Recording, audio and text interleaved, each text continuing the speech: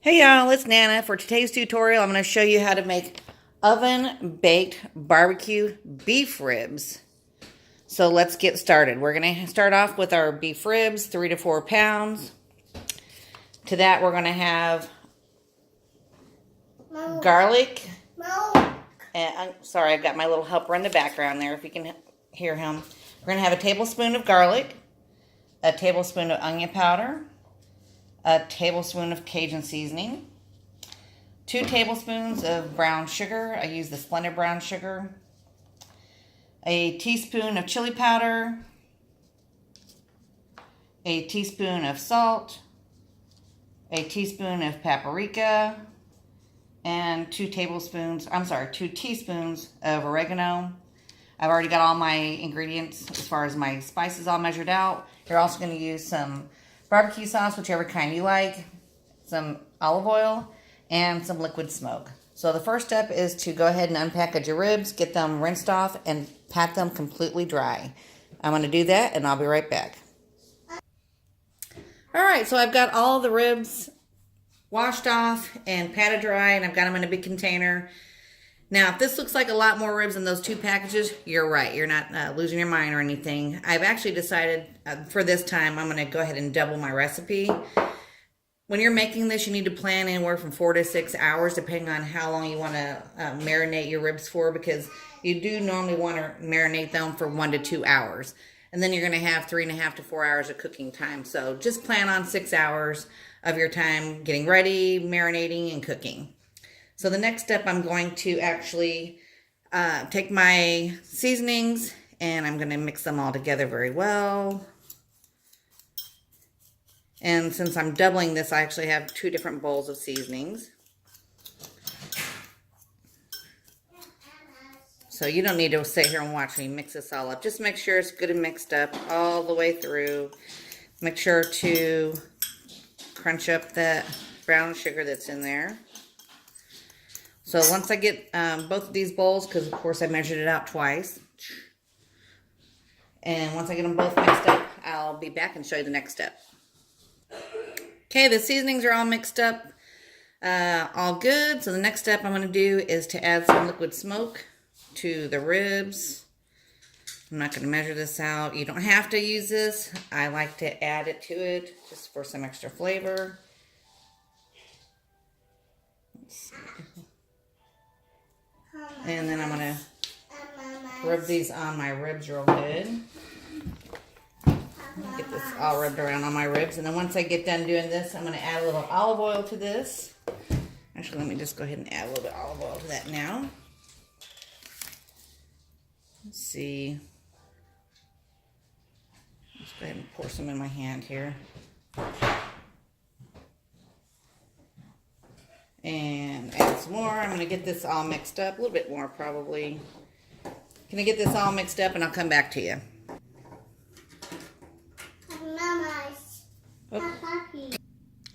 Okay, I've got the olive oil and the liquid smoke all mixed on these good, both sides. So now I'm going to start adding my seasoning. You want to make sure you season both sides of your ribs. Oops, sorry for all the background noise here. I usually do this recording in the evening. Let me go check on that one and I'll be right back. Alright, I'm back. So I am making these videos for my family, and one of the mamas just left and the little one was not happy about it. So let me get back to sprinkling the seasoning on these. I'm going to make sure I'm covering both sides. And I did do double. So I'm going to use all of this. Uh-oh, someone's upset again.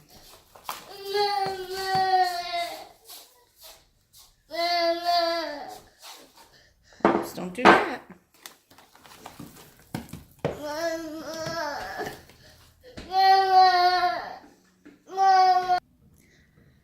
Alright, I've got the ribs all seasoned up. If you feel like that they're getting too dry as you're adding the seasoning, as I mentioned, you can use it all, or if you don't want to use it all, you don't have to. Because I had so many ribs, I did end up using all of it for this double batch.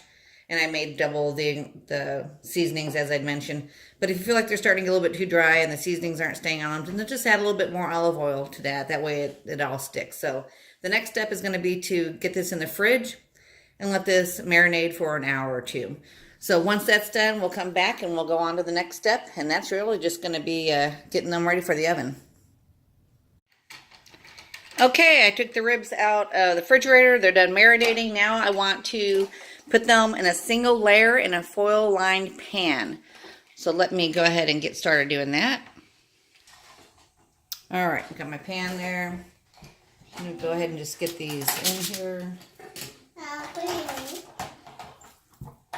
Sorry, you can hear my little helper in the background still. Since I'm doing a double batch, I'm likely going to need a second pan, but I guess I'll see when I get these in here. I'm going to put these with this side down. So that side's down.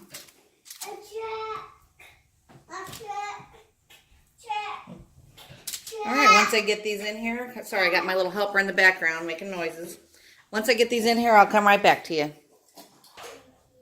Alright, I got my ribs all in the pan. I did have to put some in another smaller pan, but that's alright. I'll stick it in the oven. Next step is you want to cover this completely with some aluminum foil. Make sure you get a really good seal all the way around. You don't want the steam to escape. Once you have it sealed really good all the way around, you're going to pop that in your oven, in the middle rack of the oven, and you're going to cook this for 3.5 to 4 hours. So I'm going to get this sealed up. I'm going to get the other pan sealed up, and once it's done cooking, we'll show you what it looks like, and we'll go on from there. All right, the ribs are done. They've been cooking in the oven for just a little over 3.5 hours. So let's go ahead and open this up. I've had these out for a few minutes actually already. So let's get, ooh, steam's coming out of there. Look at those ribs. So the next step is going to be to drain off the excess grease. And then we're going to want to put some barbecue sauce on these things and pop them underneath the broiler. So let me get the oil drained off, or the grease drained off, and I'll be back. Alright, I have the excess oil or grease drained off. I was able to take the other ones that were in the other pan and just put them back in here in this one with the big one because they did cook down some. So what you're going to want to do is just cover them with your favorite barbecue sauce. I got about a cup here. After you get them all covered, you have to actually very carefully flip these around because they are fall off the bone tender right now.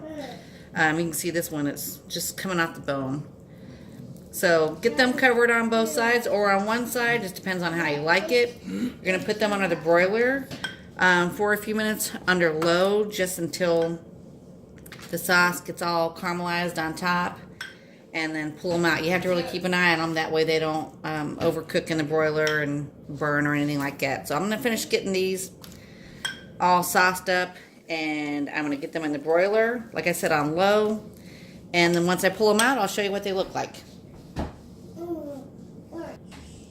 Okay, the ribs are out. I left them under the broiler for 6 minutes on low, so the sauce is nice and sticky. As you can see, these are just delicious looking. Literally, some of them are just fall off the bone. So they're super delicious and great alternative if you don't like to have pork. Sorry, I got a little one in the background making some noise. So that's it. Of course, these are for my family. This is Cooking from Divas recipe. I've made them several times, but I never recorded it before. So, all right, guys, go get cooking.